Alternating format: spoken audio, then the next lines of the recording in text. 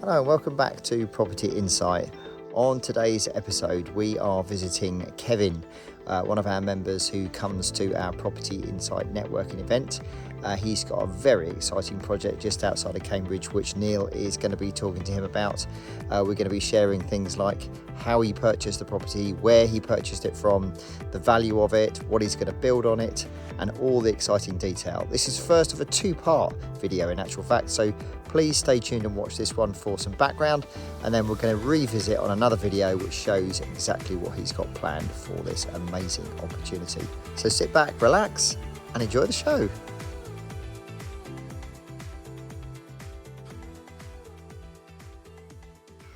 Hi Kev, so tell us a little bit about yourself and how you got into property.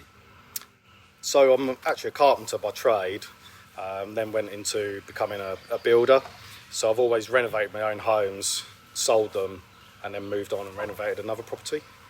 It's a really interesting backstory to how you came about finding this property development opportunity. And I know that you've told me you sold your house, right, years ago. Yeah. So tell us about why you decided to sell the house, the travelling that you did, and this opportunity, how you found it. So the property we sold, it was always going to be a renovation to sell on, and we actually kept the back garden as well for a building plot in central Cambridge. So we sold the property and we was looking for the next project, and I didn't want to go into rented, and I said, why don't we go off travelling?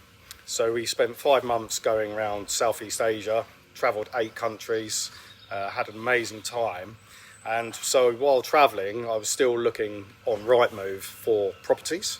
And right near the end, the last month of our travelling, while I was in Bali, this property came up for sale in auction. And believe it or not, I actually found it on Rightmove. Just a right on an alert that you'd set up for search. No, weeks just and months just ago, looking or? through Okay, as in commercial property. so that's interesting. So this was previously office space, but prior to that was also residential housing. That's right. Yeah. Right, so it went from residential housing. Was it originally residential housing and then offices? Yes. And It's had multiple different uses as well Okay, at the time. and when you saw it in auction, it was in the commercial auction section. Yeah, Because its last use was office space. that's right. Yeah. Okay, so tell us a bit about the plot, and the building that was advertised in the lot when you saw it at that time. What was it that you were actually bidding for? So, it's, as you can see, it's quite a large property.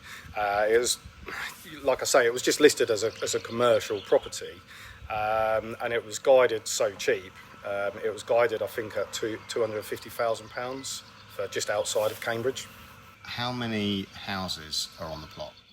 So, under permitted development, we got 4 dwellings for residential. 4 dwellings, Yeah. and is that what it was at some point in the past? 4 separate dwellings. No, it was originally 2 houses, and then they put a single-storey extension around the back and side, and that's when I believe they made it all into offices and sort of adapted those houses by knocking them through so you could walk all the way through.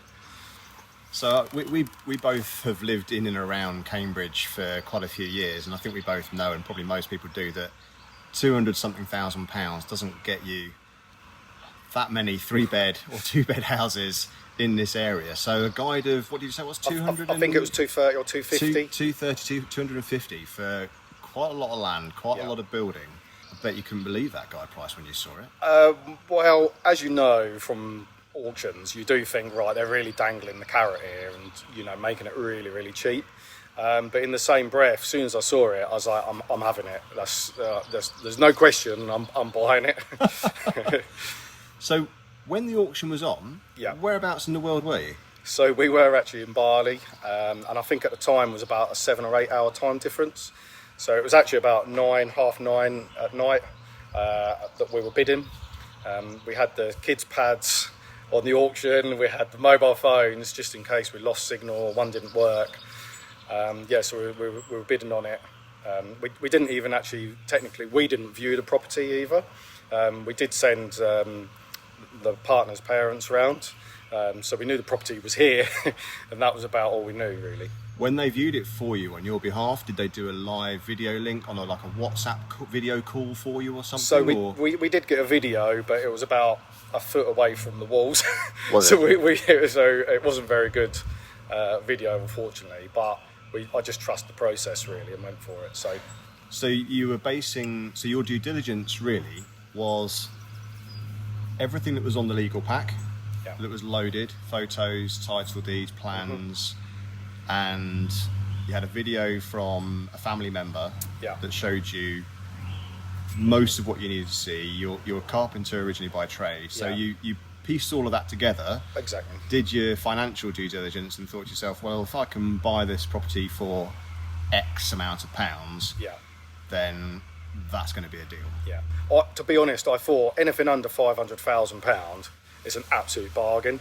Even for the land on its own was going to be worth £500,000. So from looking at the pictures, being a carpenter, you can see if there's cracks on the walls, you know what to look for, if there's a hole in the roof, for example. So the building looked in good, usable condition. And the hammer fell and you bought the property. What was the purchase price? It was for a bargain price of £375,000. Absolutely incredible. We couldn't believe it. And like I say, because of the timing, it was probably about 9:30, sort of 10 at night. So we're sort of jumping around. My partner's sort of saying, oh God, have we done the right thing? And I'm thinking, yes, we've won the lottery. So it was quite a buzz. But then to try to sleep after, all that was I bet you didn't get much sleep that night. No. and it was amazing, it actually was like winning the lottery. Yeah. Well, you knew what the potential was, I suppose, for the development and the profit that you stood to make from the deal. Yeah, exactly.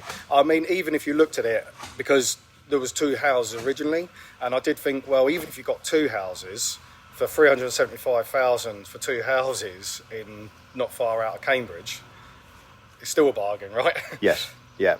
But it's not all ritz and glamour, though, is it? I know that there's the caravan in the background here at the moment, and there's obviously a building site, and you're living on site. That's right. In the caravan at the moment. Yeah, with 2 young children. So you've got you and family have got your work cut out. Yeah, definitely. At least for a Another few good months, 6 months, at least 6 months, right? Yeah. For a while, yeah. So there's that, but worth it. Definitely. Absolutely. I mean, it's life-changing money in one deal. Absolutely is. Yeah, absolutely is. And so just summarise for me, at the end of all the development, when it's all finished, what are you going to end up with in terms of 3-bed houses or bungalows? What's it going to actually look like? Sure. So at the front, plot 1 and 2 are both 3 double bedrooms and 1 ensuite. Then in the middle, we've got a 2-bedroom bungalow, both double bedrooms, 1 ensuite. And then on the back here, that you can probably see here, that's a 3-bedroom, 1 ensuite again. Okay. Now, you've already had some indicative valuations, I believe, from an estate agent that's been to the site. Yeah. And what have they suggested as end values for the 4 properties? So Carter Jonas came out and they did view the property, and I sent them drawings. So plot 1 they've estimated at 550. Then plot 2 was 565. Plot 3 for the 2-bedroom bungalow was around 425, I believe it was. And then we're 600 for the 3-bedroom bungalow. Incredible. So you're looking at 2,140. 2.1 million, maybe 2.2 so million just on a under good day, 2.2, something like that. That's right. Because they can't tell the spec as well, so I will try and spec these quite nice. Yeah. So probably 2.2 million. Purchase price of 375. I'm gonna take a leap of faith and say that there's legals and stamp duty, and let's just call it 400 by the time thereabouts by the time. So then the stamp missing duty number is reduced as well for commercial as well. So we don't pay. It's different to residential as well. It's cheaper. Great, good point. And so the missing number in that profit and loss account is build cost, which you won't know yet because it's a work in progress. But have you got any idea to the nearest 20k even or something? I've estimated around £400,000 for the full renovation costs. Fantastic. I mean, so if you say 800,000 to buy and build, Yeah. with a 2.2 million end value. Absolutely incredible. Yeah. I mean, I think there'll be a lot of people thinking if they can find a deal like that at any point in their life, then that is, as you said, life-changing money. Yeah. And they'll be absolutely delighted with that, right? Exactly. For sure. So, no, it brilliant. It was amazing. Yeah, fantastic. Right. Well, we'll have a good look around. Yeah.